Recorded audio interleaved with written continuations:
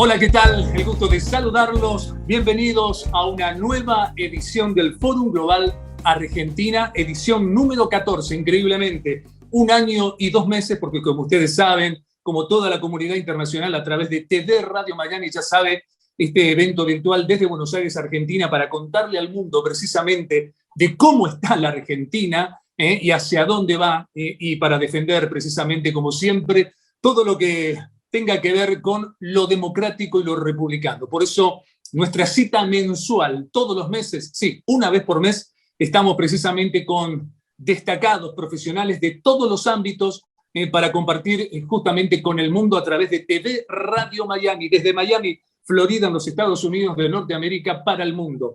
Y con asociación estratégica, como siempre, con Radio Francia Internacional, con Radio Mercosur, también con Radio Vaticana y con Radio de las Naciones Unidas. Y también, obviamente, todo lo que tenga que ver con TV Radio Miami tiene que ver también con Radio Miami Internacional. El agradecimiento, como siempre, para nuestro amigo y socio, ya vamos a tener justamente agrandando el equipo en Miami, hablo y hago referencia a mi colega, y estamos hablando de Agustín Ranguni. 20 años en Miami, justamente creando estos medios de comunicación y asociándose, en este caso, en asociación estratégica con varios medios internacionales y también con quien les habla para poder justamente trabajar desde Argentina y hacer un puente internacional. Antes de presentar a nuestros panelistas, les recuerdo, como siempre, la temática de este evento virtual que justamente data de 2 rondas. La primera, cada panelista, cada uno de nuestros 3 panelistas va a tener 10 minutos para desarrollar todo su tema. 10 minutos nada más. Parece poco, parece mucho, pero al final es el tiempo suficiente televisivo como para poder explicar un tema determinado. Y además, en una segunda ronda, van a tener precisamente la posibilidad de sacar conclusiones de su propia exposición. El agradecimiento, como siempre, a la Cámara Argentina de Empresarios Mineros, la famosa CAEM, en la principal entidad de la industria extractiva, de todo lo que tenga que ver con la minería en la República Argentina. También para mí, 770argentina.com, también para la Asociación Argentina de Lucha contra el Cibercrimen, para Radio Realpolitik, todo el grupo Realpolitik, y también para expresonews.com, lo que tenés que saber. Vamos a rápidamente ya, con los tiempos precisamente televisivos, vamos a presentar a alguien que en realidad es ingeniero industrial, pero sabe mucho, pero mucho de economía. Es multifacético, muy preparado, y justamente también es el coordinador de la Comisión Económica, la Convención Nacional del Partido de la UCR en la República Argentina. Ocupó distintos puestos importantes y estratégicos. Uno de ellos, por ejemplo, fue gerente de Relaciones Institucionales de la Cámara de Importadores de la República Argentina, quien nos va a hablar precisamente de la economía real y también el comercio exterior argentino en tiempos de incertidumbre. Así que tiene sus 10 minutos de gloria a partir de este instante el señor, o el ingeniero, como le quiera llamar, Miguel Ponce. Muchas gracias, Sergio. La verdad, una alegría estar con ustedes, bueno, también con toda la gente que hoy nos acompaña y los auspiciantes que vos hacías referencia, ¿no es cierto? Veo que estamos llegando a muchos lugares, muchos rincones, y esto es siempre agradable hacer conocer un poco lo que está pasando en nuestra realidad, ya que permanentemente hablamos de esta famosa integración inteligente al mundo, ¿no es cierto? Para los que no están en tema, yo haría un punteo de los problemas que hoy atraviesa la IMPO en la Argentina, luego la Sexpo, y de alguna manera el análisis del saldo comercial, tratando de aportar algunas precisiones sobre cómo puede evolucionar el saldo de la balanza comercial, o sea, la diferencia entre la Sexpo y la Simpo, que, digo, en estos momentos calientes en Argentina, hay que recordar siempre que es la única fuente genuina de dólares, ¿no es cierto? Repito, tan escasos por estos tiempos. Las importaciones. Hace poco trascendió, diríamos, que los ahorristas argentinos tienen en su poder unos 200.000 millones de dólares. Esto implica, obviamente, que nuestro país tiene casi el 10% del total de los dólares que circulan en el mundo y el 20% de los que están afuera de los Estados Unidos. Por eso Argentina, hay más dólares per cápita que en el propio país emisor, o sea, quien fabrica los dólares, los Estados Unidos. Yo estoy en estos momentos en Nueva York, ¿no es cierto? Hemos venido por tareas obviamente vinculadas a mi quehacer, a Nueva York y Washington, y llegué ayer a Nueva York y claro, vos notás que aquí toda la temática está vinculada precisamente al rebote de la economía, a las expectativas que se dan en términos de su vínculo con China. El tema comercio exterior acá es clave, hay faltantes, claramente hay faltantes. Vos vas a cualquiera de los Apple Store y los últimos modelos no están, precisamente por falta de chips. Por lo tanto, la temática del comercio exterior, yo diría, hoy tiene elementos estructurales internacionales de crisis, la de los contenedores, que después vamos a tocar también, la de los fletes y la de la logística, que no están directamente vinculadas a la pandemia, ¿no es cierto?, sino que tienen su propia lógica. Pero decíamos además, recién cuando hablábamos de la cantidad de dólares que tiene Argentina, que a su vez las referencias oficiales hoy están afirmando que los residentes argentinos son dueños de activos extranjeros por unos 400.000 millones de dólares. ¿Por qué traigo estos dos datos? Porque paradójicamente, en este contexto, que es que vivimos esto que hacía referencia hace un rato, estamos padeciendo nuevamente dentro de las crisis históricas y tradicionales de Argentina esta estrechez cambiaria. Digo, yo siempre en cada uno de los reportajes que me hacen hablo que se respira un perfume a déjà vu monstruoso. Digo, esta situación de escasez de dólares ya la vivimos en otro tiempo, ¿no es cierto?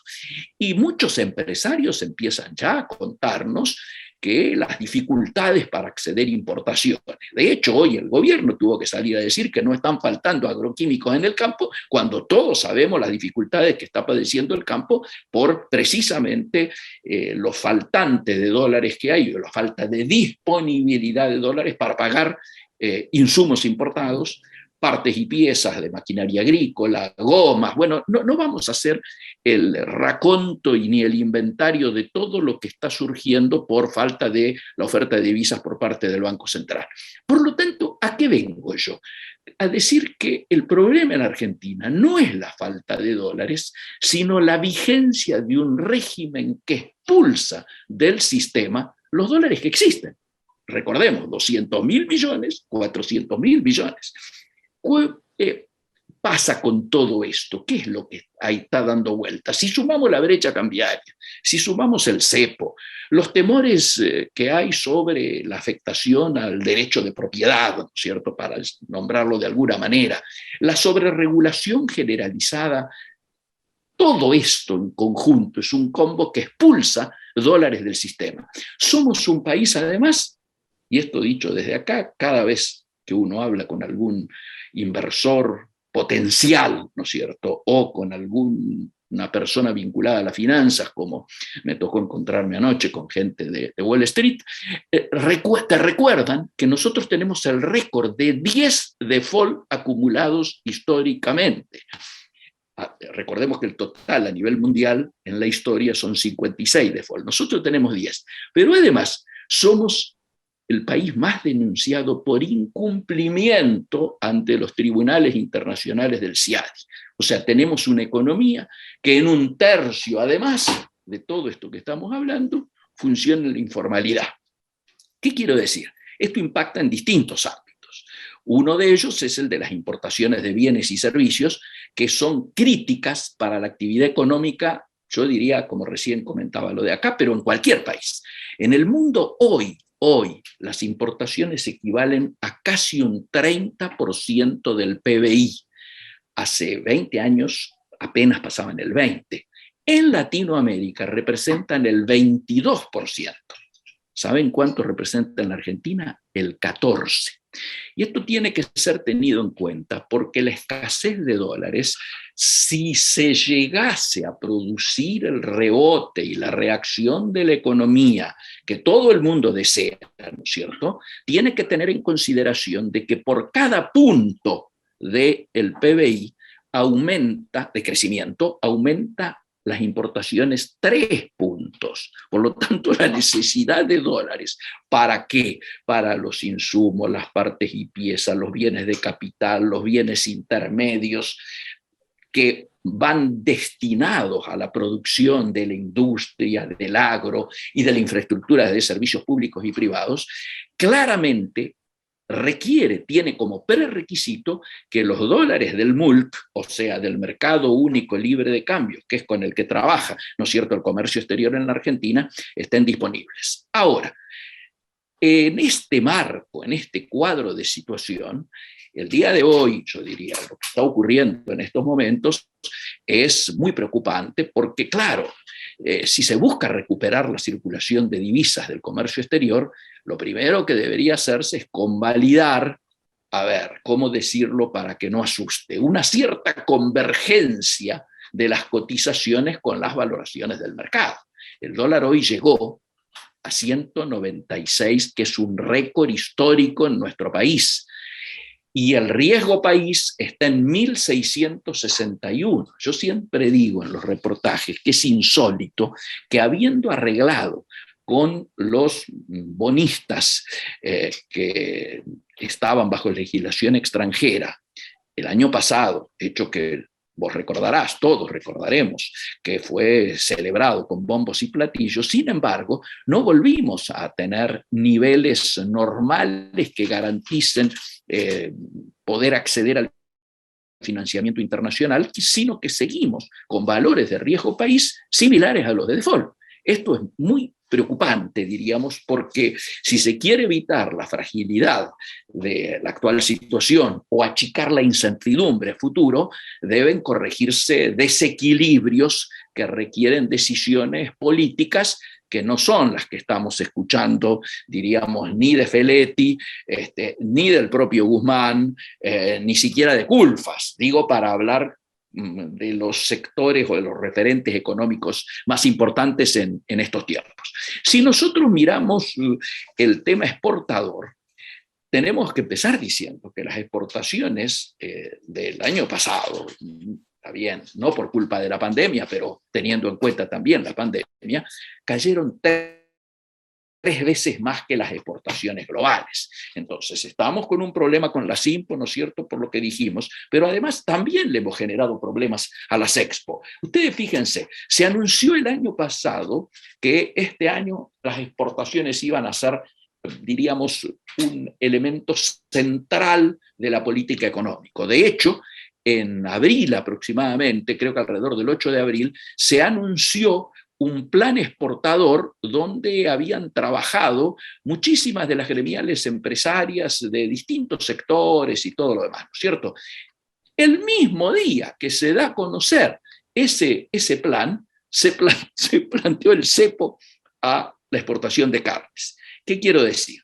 Que estamos con un nivel de contradicciones que en Argentina ya no pasa por lo económico, sino que pasa por lo político. Yo suelo decir más de una vez que todo lo que está ocurriendo, lo que iba a ocurrir y está ocurriendo este año, todo lo que se dice y se deja de decir este año hay que mirarlo bajo el cariz, diríamos, del año electoral. Y el primer elemento es decir que tenemos una situación en estos momentos en la cual lo que se prioriza es el relato.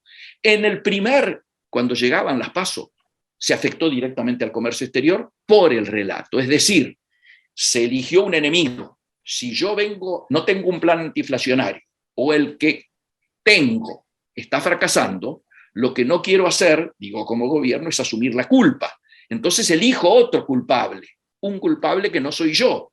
En aquel momento, ¿a quién elegimos? Elegimos a la oligarquía y a la sociedad rural, por ponerle nombre y apellido, y entonces frenamos, metimos ahí el cepo a las carnes, para gran alegría de todos nuestros competidores que descorcharon por la medida generada en Argentina. Sin embargo, como el resultado en términos electorales resultó un boomerang, ¿por qué? Porque en todos los pueblitos de la zona núcleo, provincia de Buenos Aires, La Pampa, Córdoba, Santa Fe, Entre Ríos, etcétera, en todos los pueblos que viven de la actividad agropecuaria, obviamente el resultado electoral fue absolutamente adverso al gobierno. De hecho, 24 horas después, el propio gobernador Kicillof, que de todas estas provincias había sido el único que no reclamó el levantamiento del cepo, tuvo que pedir que fuese reemplazada Paula Español, etcétera, y se levantara el cepo, y bueno, lo que ya sabemos. Estamos en el tiempo, perdón, Miguel.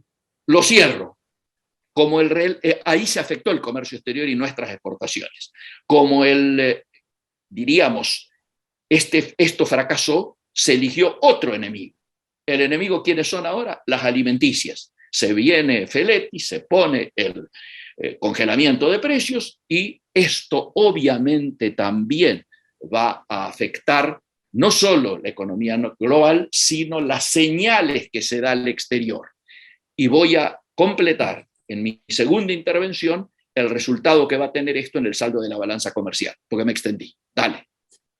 Muchísimas gracias, Miguel, y perdón, pero bueno, el tiempo es tirano en radio y televisión, son las reglas de juego. Televisión y radio, y Sí, tenemos que entonces, cuando nos pasamos y llegamos al tiempo, tenemos que avisarle al panelista. Correcto. Ahora vamos a ir entonces a nuestro segundo, justamente especialista. Insisto con esto, tenemos siempre invitados destacados de todos los rubros, lo reitero siempre, todos son destacados, le cuento al mundo precisamente, y en este caso tiene que ver con el rubro campo, porque él es ingeniero agrónomo, es productor, justamente tanto agricultor como ganadero, le cuento a la gente del mundo también, por ejemplo, es ganadero en Cepeda, eso está dentro de la provincia de Santa Fe, provincia muy productiva, precisamente vinculante al campo. Y en Chavas, otra localidad también de la provincia santafesina, él desarrolla la actividad como agricultor.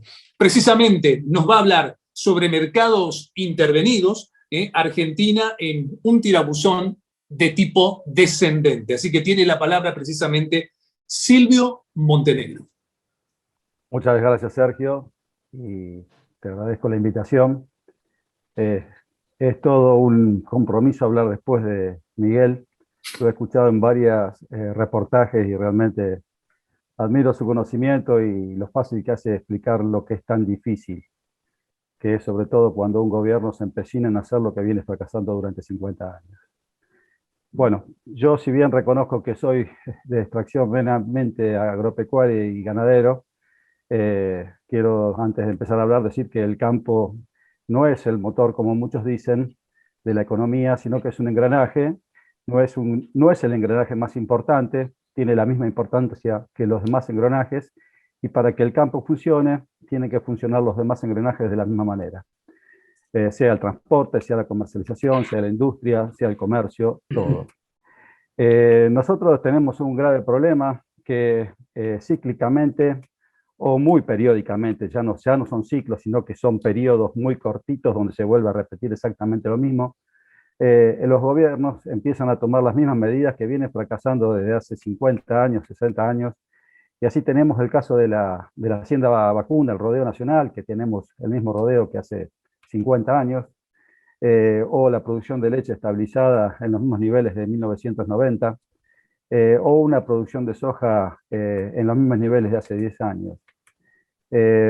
Para todo las soluciones siempre del gobierno son exactamente las mismas, y esa es la consecuencia de que hoy tengamos una vaca, un poquito más de una vaca por habitante, cuando hace 50 años teníamos 3 vacas por habitante. Y no hay ninguna forma de que un bien escaso sea barato. Lo que hay que hacer es multiplicar ese bien escaso para que ese bien escaso esté al alcance de todo el mundo, que sea generador de trabajo y que sea la posibilidad de que en un país donde hay tanta falta de trabajo se generen todas las fuentes. Simplemente para darles un dato, en 1970 la industria frigorífica ocupaba la misma cantidad de personal que la industria automotriz y la industria de la construcción. El hecho que hoy no sea así es por todo lo que se ha hecho para que la carne sea barata. Hasta llegar a una frase que dijo una vez Guillermo Moreno, es que era, no importa si es la última vaca, lo importante es que sea barata.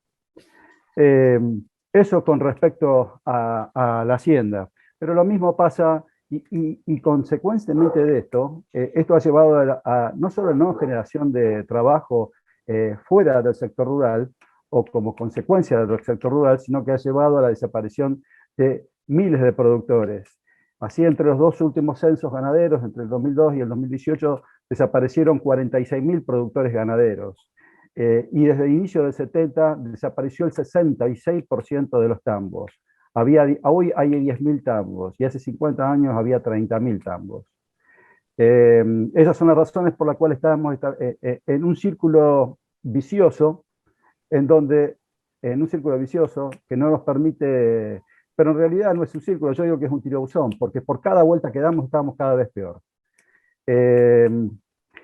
Si la respuesta del gobierno o de los gobiernos siempre es la misma para el mismo problema, es como que cada vez que viene un gobierno nuevo o un funcionario nuevo se cree que es Messi o Maradona y que puede hacer que lo que todos los demás fracasaron, ellos son los mejores y lo van a hacer realidad con resultados positivos.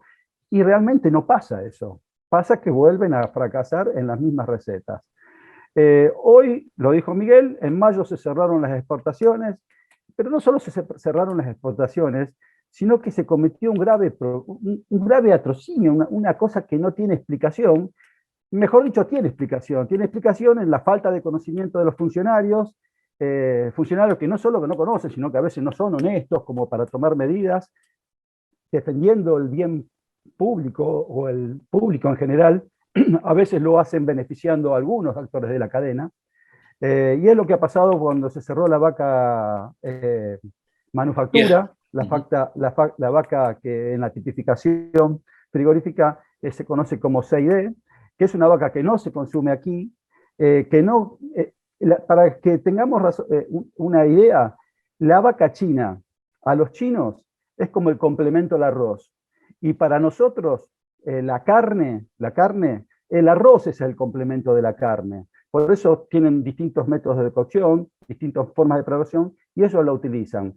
Y al sector ganadero lo que le provocó es un daño de alrededor, mensurado en ese momento, de alrededor de 1.100 millones de dólares, solamente al sector al productor ganadero, porque después si sumamos todos los demás integrantes de la cadena, eso es mucho más, un problema de 1.100 millones de dólares, que no ingresaron al país, primero, como divisa, y un poco Miguel decía eso, el tema del ingreso de divisas producto de las exportaciones, sino que a su vez no ingresaron al fisco, porque hoy con diferencial cambiario y el 9% de retenciones que tiene la carne, eso representaba que el 50% de lo que ingresaba como divisa fuera directamente al fisco. Era recaudación fiscal. Bueno, a eso también se resignó.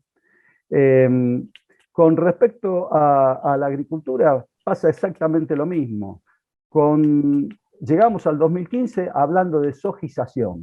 Argentina era un país que no producía más nada que soja. Se había perdido el maíz.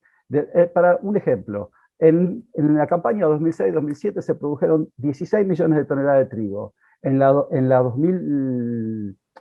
2013-2014 se produjeron 8 millones de toneladas de trigo y en ese momento el consumo interno era de 7 millones. O sea, el intervencionismo no favorece la multiplicación de recursos, todo lo contrario, los elimina y pone en riesgo el consumo interno inclusive. Con el caso del maíz, pasamos de 4 millones de hectáreas en el 2015 a 7 millones y medio ahora, una producción de 35, 40 millones a 61 millones de toneladas. Y hoy volvemos a aplicar con una producción del doble, volvemos a aplicar los mismos métodos. Entonces, ahora no es el gobierno, sino que es el gobierno presionando a actores de la cadena, como son los exportadores y a los industriales, para que autorregulen el mercado. O sea, tenemos dos tipos de regulación. El gobierno en forma directa cerrando o cuotificando las exportaciones de carne. Y por otro lado, presionando a otros integrantes de la cadena para que, so pena de no tener perjuicios económicos ellos, regulen la cadena transfiriendo esas pérdidas a los productores agropecuarios. Pérdidas que los productores agropecuarios pasan a los industriales, pero no se vuelcan en los productos en la góndola, que ese es otro problema.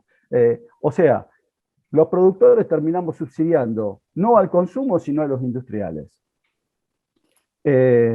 Cuando yo digo que Argentina está estabilizada o estancada, en el caso de la agricultura también, porque si bien ahora producimos más maíz y más trigo, lo hacemos en detrimento de haber cambiado superficie de soja por la de esos cultivos.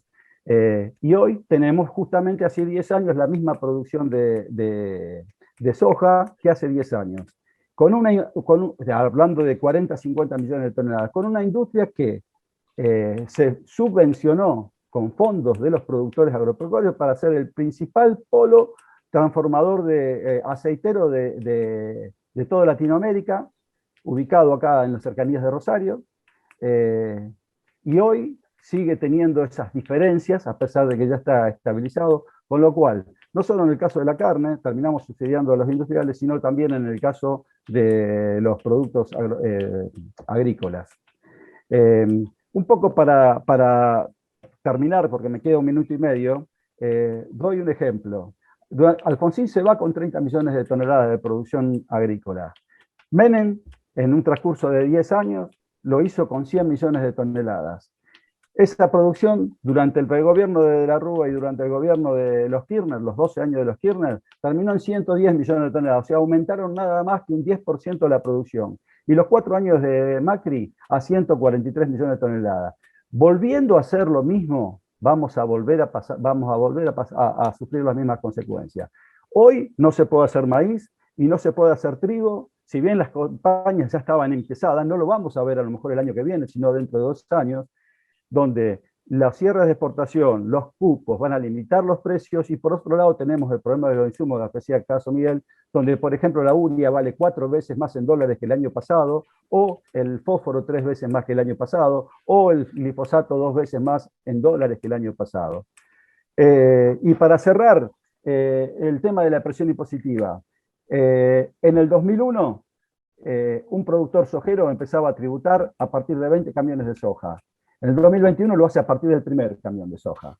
En el 2001, un productor maicero pagaba a partir de 46 camiones de maíz. Hoy lo hace a partir del segundo, con lo cual en 20 años la presión impositiva se multiplicó por 20 y 23 según el caso.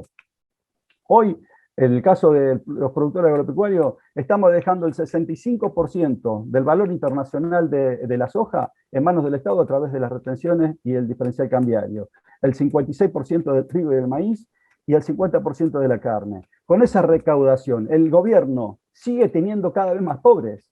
Hay una incongruencia. No estamos transfiriendo, en definitiva, recursos a la clase política o al gasto político, pero que no está llegando a la gente. Eso es lo único que quería decir. Muchas gracias. Silvio, muy claro también lo tuyo, como siempre, muchísimas gracias. El que sabe, porque todos los días está justamente con las manos no vacías, sino con las manos trabajando y ensuciándose, justamente es el caso de Silvio. Sabe de qué se trata, no habla por hablar, no repite frases hechas, como las que nos han comentado Miguel y Silvio, sino que tiene que ver justamente con gente que está en la cancha, en este caso en el campo. El campo es el verdadero campo de juego. Ahora vamos a presentar por primera vez en el Fórum Global Argentina a alguien vinculante al sector inmobiliario nacional. Él precisamente es abogado, es conferencista y es consultor justamente especializado en todo lo que tenga que ver derecho inmobiliario en sí. Así que nos va a hablar acerca de los alquileres de vivienda en el mundo, precisamente el doctor Rodolfo Barbieri. Buenas tardes, Sergio, gracias por la invitación. Buenas tardes también a la teleaudiencia y a los copanelistas que están aquí presentes. Y bueno, acabo de escucharlo a Silvio hablar, ambos panelistas, muy interesante la charla, pero tomo dos frases de Silvio: errores repetidos y también bien escaso barato. Y hablando de locación de vivienda, justamente, lo primero que tenemos que mencionar en Argentina es el error repetido. El error de esta ley nueva que tenemos vigente desde hace un poco más de un año, la ley 27.551 en esta materia, que pretende lo mismo que fracasó desde 1943 hasta 1976 en el país, que es hacer un intervencionismo a rajatabla en materia locativa. Y eso entonces nos queda como reflexión hoy, mirar y analizar, más allá de que hasta el mismo oficialismo, no solo la oposición, conteste en que esta ley deberá ser modificada o derogada, analizar qué pasa en otras urbes. Hablando de grandes urbes, hablando de comparativos de grandes urbes, dónde existe el intervencionismo, dónde no. Y en función de eso, lo primero que decimos, y ahí tomo la segunda frase que dijo Silvio, es que estamos hablando de un bien escaso.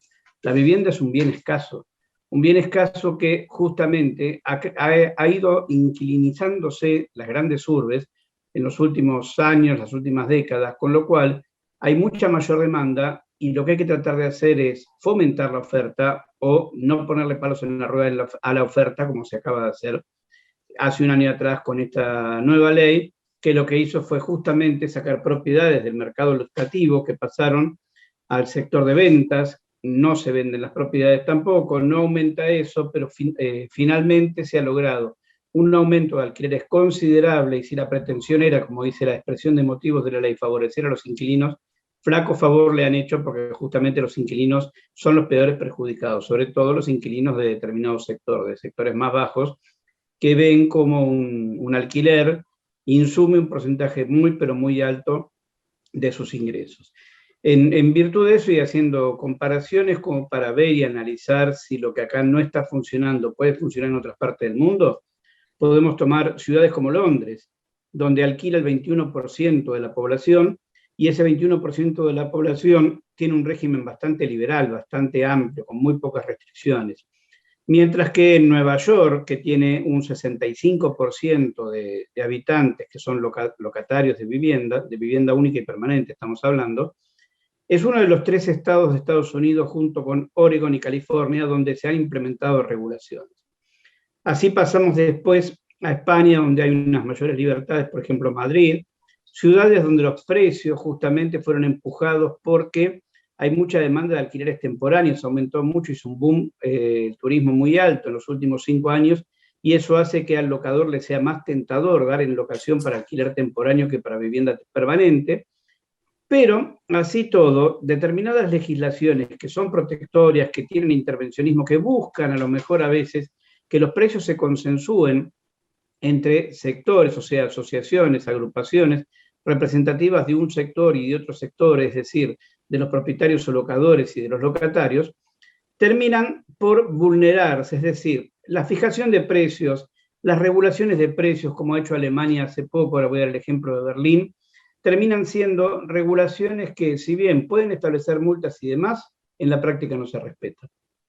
Quien quiere dar en locación no respeta eso y fija un precio mayor, establece un precio mayor al interesado del que a lo mejor fija esa regulación, y el que quiere tomar en locación lo termina aceptando.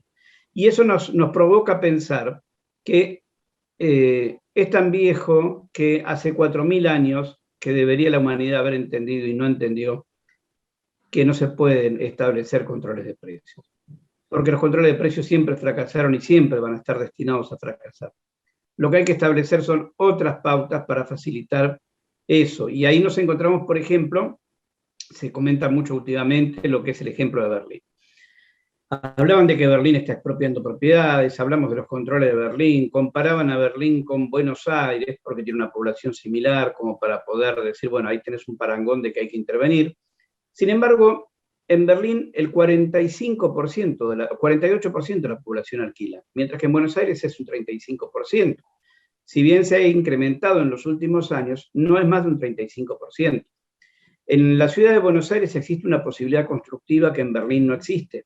Entonces, partamos de esa base también, para hablar de intervenciones o otro tipo de cosas. Pero fundamentalmente, y lo que quiero destacar, es que los estados europeos o los estados americanos, donde ha funcionado y funciona un sistema de alquiler social, o sea, entendiendo por alquiler social la vivienda que la puede dar el Estado, que es municipal o que es inclusive de privados manejadas por el Estado, es decir, con un alquiler más bajo que va a determinados sectores, hace que el nivel de oferta aumente, y correlativamente, como estamos hablando de leyes de oferta y demanda, si aumenta la oferta y baja la demanda, baja el precio, como cualquier otro producto de cualquier canasta.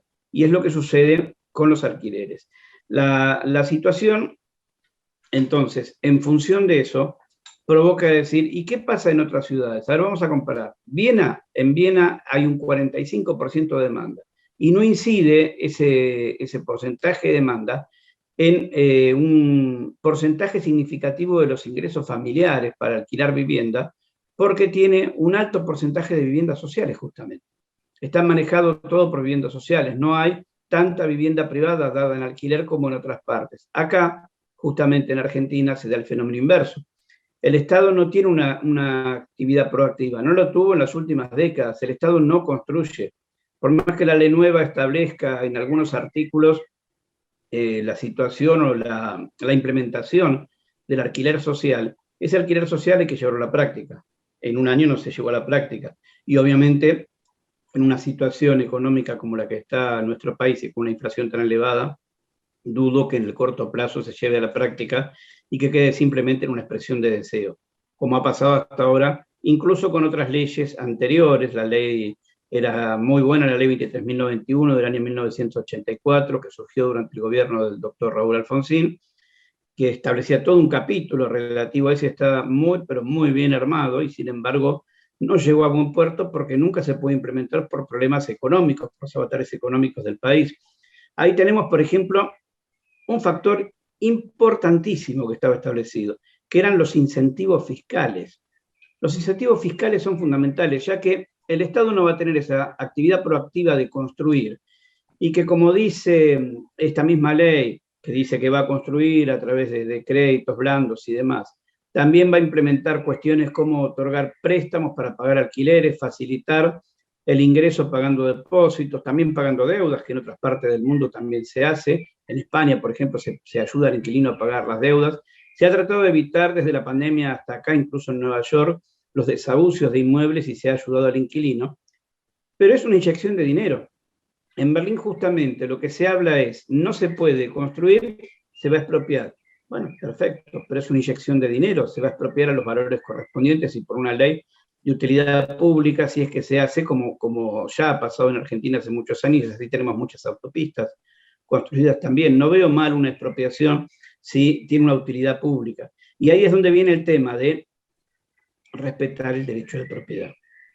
No a la usurpación, no a la intrusión, no a los métodos, de hecho, que niegan el derecho de propiedad como una garantía constitucional fundamental, y que a lo mejor el pobrismo u otras pseudo doctrinas no lo entienden así, pero que es fundamental para el desarrollo de cualquier ciudadanía y en cualquier urbe o en cualquier población chica. El respeto a las cosas del otro, a la propiedad del otro, es lo que nos hace ser los seres humanos que somos, y en cualquier país civilizado justamente vamos a encontrar dentro de la garantía constitucional esa premisa.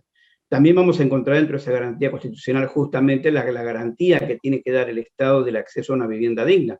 Obviamente, esa vivienda única y de ocupación permanente que necesitan las familias para su desarrollo.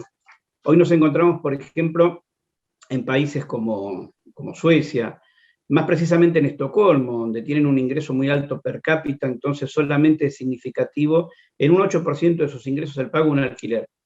Que existen viviendas sociales, pero que un ciudadano, para acceder a una vivienda social, una vez que entra se puede quedar de por vida, porque si tiene buena conducta será así, tiene que esperar 9 años.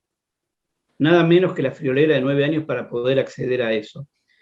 Y que justamente esto también, digamos que conspira contra el desarrollo empresarial, porque a los nuevos jóvenes capacitados que están en condiciones de desarrollar actividades en determinadas empresas, industrias, servicios, lo que fuese, se encuentran con que las empresas están escasos de ese personal especializado, porque ese personal especializado no vive en la ciudad, no tiene posibilidad de vivir en la ciudad.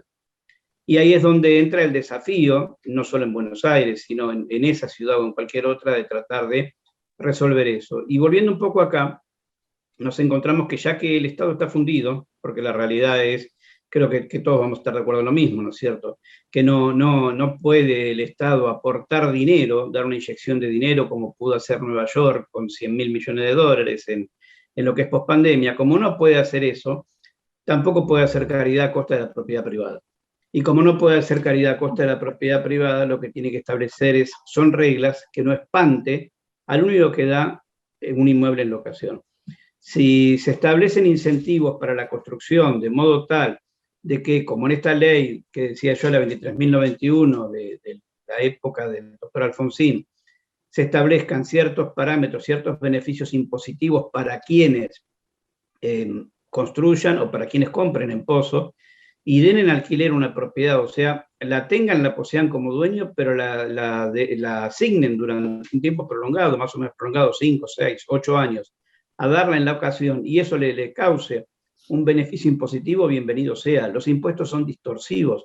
Hoy paga lo mismo, o sea, esta misma ley lo que ha hecho es perseguir la registración de alquileres. Estamos en tiempo, Rodolfo. Bien, cierro con esto. Esta misma ley lo que ha hecho es tratar igual a doña Rosa que a una persona que tiene la suerte de tener 3 o 4 inmuebles en zonas como Puerto Madero, un barrio muy, muy caro, muy exquisito de la ciudad de Buenos Aires y que los puede dar en locación.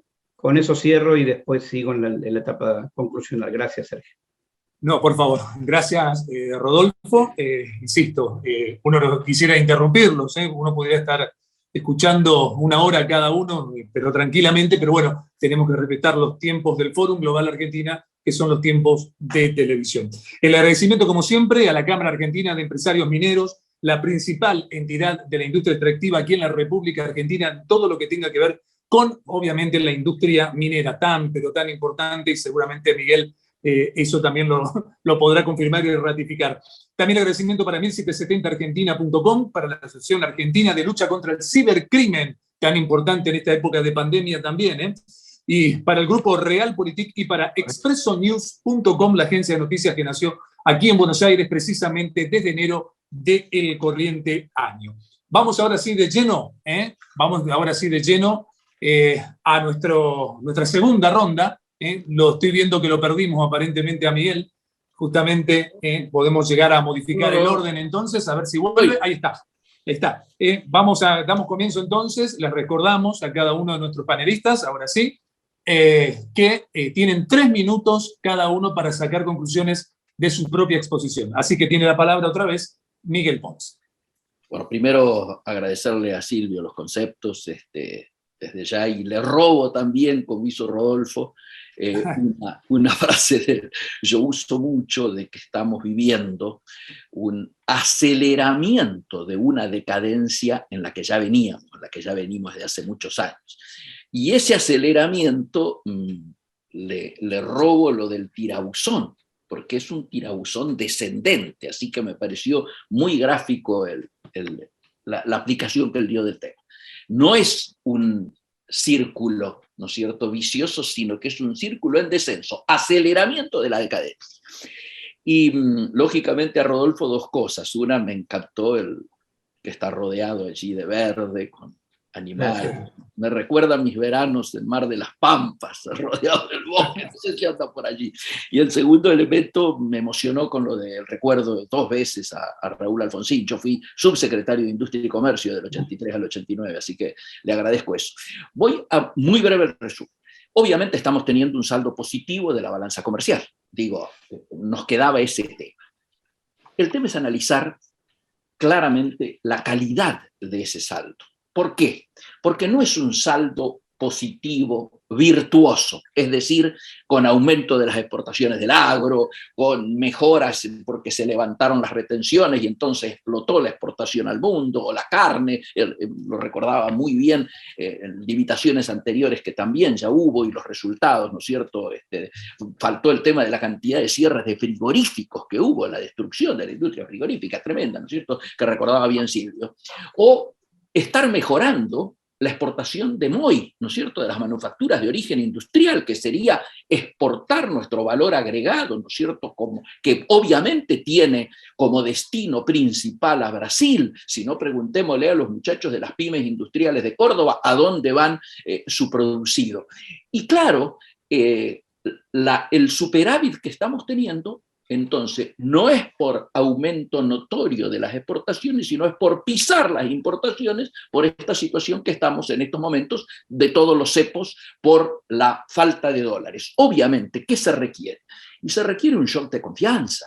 Ese shock de confianza, hoy por hoy, pasa luego de la elección, porque antes de la elección, obviamente, por la jerarquización que se hace del relato, no va a ser posible un acuerdo, pero tenemos necesariamente que acordar un acuerdo con el Fondo Monetario Internacional. El ministro que ayer habló contra el fondo, hoy viaja a Europa a encontrarse con Georgieva, ¿no es cierto?, en una cosa que uno dice forma parte de este alucinatorio político que nos toca vivir en estos tiempos preelectorales. Entonces, es necesario llevar mayor previsibilidad. Esto quiere decir achicar la incertidumbre en la que estamos inmersos en estos momentos y que no se va a resolver con el resultado electoral. Para mí, la solución que viene a plantearse después de las elecciones es un acuerdo donde oficialismo y oposición van a tener que sentarse a acordar un programa que lógicamente contemple las preocupaciones que no solo el fondo tiene, que tenemos nosotros. Digo, que cómo se ancla la inflación, cómo se frena esta explosión de emisión que está habiendo, de qué manera se achican las brechas, hay un sinceramiento. A ninguno le gusta hablar de devaluación, pero si los precios mayoristas en lo que va del año aumentaron arriba del 60% y la devaluación del oficial con el que pretendían anclar la inflación no llega al 30%, ahí hay una brecha que lógicamente en el largo plazo se va a cerrar.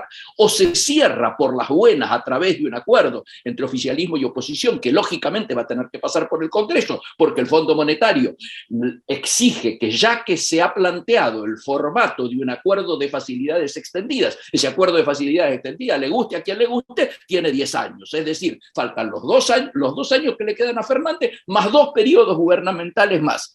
Hay que acordar eso. Necesariamente esto, paradójicamente, en lugar de ser algo que nos deba entristecer y preocuparnos, debiéramos mirarlo como una oportunidad. ¿Cuánto hace que no pensamos ni acordamos políticas de Estado? Hemos hablado de esto. Está faltando políticas de Estado. Esto con un parlamento que encima, porque el resultado de las elecciones ya está puesto, ¿no es cierto?, va a ser mucho más equilibrado del actual. Inclusive es muy posible que por primera vez el peronismo, desde el retorno a la democracia, no tenga mayoría en el Senado, mayoría absoluta. A mi juicio, esto lo que trae es la obligación de sentarse y acordar políticas de Estado. En ese marco, yo por eso digo, desdramaticemos el resultado del 14 de noviembre. Pensemos en positivo de que es posible que esa ausencia de mayorías absolutas nos lleve por primera vez después de mucho tiempo a encontrar algún tipo de políticas sensatas. En ese marco, el comercio exterior argentino lógicamente va a jugar un rol vinculado a la producción interna, ¿no es cierto? Y creo que si jerarquizamos el barrio y a estas dificultades que tiene el Mercosur hoy, la curamos con más Mercosur, si jerarquizamos, abrirnos, diríamos, al mundo y no estar en stand-alone como estamos hoy, que significa estar fuera del mundo, ojalá los tiempos que vengan a futuro sean más auspiciosos que los que estamos viviendo. Miguel, gracias realmente por la claridad de siempre para contarles al mundo cuáles son las problemáticas, pero también cuál es el comienzo de salida posible para la República Argentina.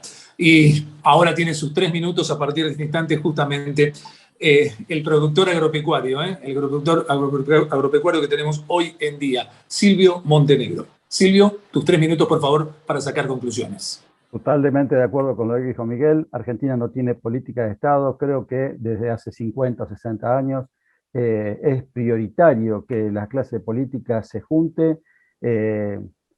No sé si todos, si pueden todos, pero por lo menos todos los que se pueden hay que consensuar.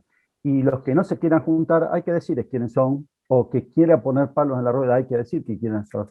Porque no hay posibilidad de que este país salga adelante con un solo partido político. Este partido político lo sacamos entre todos para beneficio de todos. No se salva nadie de ese beneficio de todos, porque este país no puede prosperar si hay gente postrada en la indigencia, sin capacidad de comer todos los días como cualquier persona, con educación y desarrollándose, porque eso es con lo que quería cerrar. Pero primero lo que dijo Rodolfo. Rodolfo, no solamente hay diferencias en el caso de las propiedades. Acá se vendía lomo barato en Puerto Madero, para que coma gente que necesitaba comer carne barata, también se ponía carne barata en Puerto Madero. O sea, cuando hablan de carnes para todos, lo hacen para todos y no para el que lo necesita. Y eso es lo que está pasando. Se está distribuyendo entre quien no lo necesita. Con respecto a lo que decía antes, estas políticas que se han repetido durante 50 años nos han llevado a que tengamos el 65% de chicos pobres, menores de 18 años. Con la velocidad generacional 3 veces mayor que la de las clases medias altas, nuestro futuro es negro. es negro. Y nosotros no necesitamos un presidente, nosotros necesitamos un estadista que vea el país de acá a 30 años, que hoy lea ese país para saber a dónde vamos y corrija el rumbo para llegar a un país mejor, no para un país peor. Hace 3 generaciones o 4 generaciones que los padres le dejamos un país, peor país a los hijos. Argentina, el Estado argentino se está ocupando de cosas para las que no está capacitado, para las que no tiene conocimiento. Hoy a mí un intervencionista me diría, vos pretendís que lo haga el mercado. Por supuesto que sí. Si el resultado está en que en todos estos años los funcionarios no tienen capacidad, no les interesa escuchar, no les interesa razonar, y los resultados son justamente que cada vez estamos peor. Y no se ocupa de temas como los RAM en el sur. Para eso dice que no le compete. O cuando el gobernador de Santa Fe o el intendente de Rosario le pide asistencia con Gendarmería porque hay una guerra declarada entre narcos, también dice que no le compete a un delito federal como es el narcotráfico. Yo la verdad que no entiendo, pero me asusta que no se piense en ese 65% de chicos que hoy no tienen ni para comer, ni para desarrollarse, ni para educarse, y que no van a tener capacidades para presentarse a un trabajo formal y van a tener que vivir de changas y postrados en la pobreza. Y por otro lado, el repetir estas políticas, y hoy declaraciones como la de Tolosa Paz, diciendo que hay un golpe blando de la oposición, cuando ellos hacen cosas que siempre fueron mal, que hizo que nosotros estuviéramos peor, y a su vez, producto de las elecciones, el grupo duro le gana al grupo blando dentro del gobierno y pone a los que fueron los responsables de la rota del 2015. Esto no es un golpe blando, esto sería en todo caso un autogolpe, me parece a mí. Y yo sé que no me va a alcanzar el tiempo, pero yo leo lo que a mí me parece como ciudadano, que es lo que corresponde, que habría que empezar a pensar como para hacer esas políticas de Estado. Cuando a vos te parezca, Sergio, me cortás, porque si no lo leo me voy a olvidar de puntos importantes. Para dar esta vuelta hay que cambiar los subsidios por trabajo. No se puede seguir haciendo que el 20 millones de personas que necesitan una ayuda del Estado lo pague 8 millones de personas que son los que tributamos. Para eso hay que quitar las organizaciones sociales, la distribución de planes y asistencia social. Aquí sí tiene que estar el Estado, haciendo que la ayuda social vaya a quien la necesite y para que no puedan ser extorsionados por punteros políticos para que vayan a marchas o concentraciones de las que ni siquiera saben para qué son. Eliminar las contribuciones patronales por un año a quien incorpore personal que lleve como mínimo 6 meses sin trabajo registrado, beneficio que tendría que ser aplicado solamente para ese tipo de personal. Sí. Sí, estamos ya pasados de tiempo. No, te digo si lo podés sintetizar, enumerar algo más. No eliminar los planes sociales, por lo menos por un año, para todos aquellos beneficiarios que se incorporen a un trabajo registrado, que seguirán cobrando de la misma manera que antes, en donde el empleador deberá retenérselo al momento de pagar el salario y reintegrárselo al Estado, para evitar justamente que la gente no quiera trabajar un trabajo registrado en pos de después perder el plan. Hay otras cosas, pero bueno, listo, lo dejamos para la próxima. Bien, Silvio, muchísimas gracias. Gracias realmente por todo lo comentado. Y bueno, cierra justamente el fórum, en este caso, Rodolfo Barbieri. Voy a ser muy breve en honor al tiempo restante, aunque como dijo Silvio, no da, o sea, da como para que él siga hablando, ¿no es cierto?, por lo interesante lo que está diciendo, y algo similar pasa con el caso de Miguel. Una última reflexión. Hablo de Argentina y lo proyecto a otros países, pero arranquemos por Argentina. Un código civil liberal del siglo XIX, donde no había prácticamente ninguna regulación de nada, hasta que a principios del siglo XX se entendió con los inquilinatos y demás locaciones que no protegían al inmigrante, que no protegían a la familia en general, que había que ponerle un coto a los abusos de los locadores que alquilaban a cama caliente, por decirlo de alguna manera, es decir, que cuando querían sacaban al inquilino porque le pedían más plata o porque no había un plazo mínimo tampoco de locación.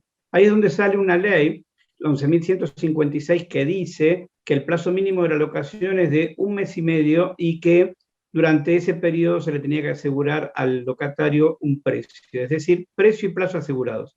Con esto cierro, precio y plazo asegurados. no intervengan en precio, aseguren solamente que las partes puedan decir cuál es el precio que negocian y que pactan, porque ahuyenta a los dos. Sumergió al inquilino en una incertidumbre tremenda de no saber cuánto va a pagar el año que viene, y que aparte con una inflación galopante y un año de por medio para poder aumentar el precio, se encuentra con un 50%, se encontrará con un 50% de incremento impagable porque va a la saga de cualquier salario. Y por el otro lado, porque es tan viejo como la ley de oferta y demanda, y no puede el Estado venir a decir cuál es el precio de un alquiler, sino que las partes lo tienen que decir. Y el locador está en la renta histórica más baja desde 2017 para acá, en más de un 2% anual, y no mucho más de eso, pero justamente el locador, si lo dejan, siempre se ajustó en cuanto a la fijación de precio de lo que pueda pagar el inquilino, nada más. Rodolfo, muchísimas gracias. Gracias, Silvio. Gracias, Miguel, por haber formado parte de la 14ª entrega del Fórum Global Argentina desde Buenos Aires, Argentina, para todo el mundo. El agradecimiento también para todo mi equipo, que están por distintas partes, para Alda Valdés, para Alan Mineo, para Mariano Obuquieri, para Lucas Martínez, para Nicolás Vitrán, que son los que también se ocupan del Fórum Global Argentina. De mi parte, decirles muchas gracias por estar, y esperemos poder contarles y seguir contándoles, defendiendo la democracia y la república bien entendida de lo que es justamente la Argentina. Un país que, si quiere ser un país en serio, va a tener que otra vez tomar la senda del buen camino. Y el buen camino es uno solo. Más allá de las interpretaciones, siempre es uno solo. Y por eso todos los ciudadanos argentinos de bien, que somos muchos, estamos luchando para que esa Argentina algún día vuelva a llegar. Porque ya estuvo, se fue, duró un ratito en la historia. Queremos que la Argentina vuelva a ser grande. De esta manera damos por terminada esta edición. Muchísimas gracias y un abrazo fraternal para todo el mundo. Gracias.